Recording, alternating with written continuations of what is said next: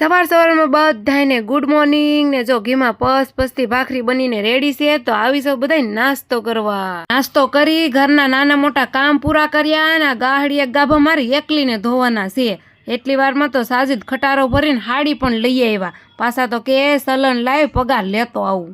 બપોરનું ખાવાનું ખાઈને નવરા થયા ને એટલી વારમાં તો સાજીદ કે મારી ડોક દુખે છે તો એને મસાજ કરી દે। થોડી વાર આરામ કરીને મેં તો મારું મશીન હાથમાં લઈ લીધું। ધંધો તો કરવો પડશે હો। હારે હારે સાજીદે પણ જોવો તોડવા ફાડવાનું કામ ચાલુ કરી દીધું। સાડીનું પંચિંગ પાડું ન પાડું સાજીદ તો જો સા લઈ આવ્યા। આજ તો ઘણા દિવસ પછી સુરતની સા જોવા મળી હો। 5 વાગતા હું તો પોગી ગઈ ધાબે। જે ગાહડી એક ગાભા ધોયા હતા ને એને લેવા તો પડશે। અમારા આર્યનની હામું તો જોવો એને ક્યાંય હક થાય છે જોવો તો ખરા। નીચે આવતા અમારા રીટાબા છે ને સિલાઈનું કામ કરે છે। સુરતમાં રહેવું હોય ને તો ધંધો તો કરવો જ પડે।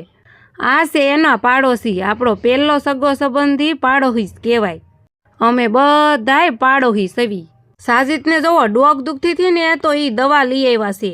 હારે હારે રસ્તામાંથી સમોસા પણ લેતા આવ્યા ને મેં આર્યને તો જો બાકાજીકી બોલાવી દીધી। સાંજ પડતા તો સા ભાખરી અને ચટણી બનાવી નાખ્યા। તો આજનો વિડીયો આપણે અહીંયા જ એન્ડ કરીએ ને આપણો ફૂલ વિડીયો આ ચેનલમાં આવી ગયો હશે તો મળીએ નેક્સ્ટ વિડીયોમાં। Thanks for watching, by.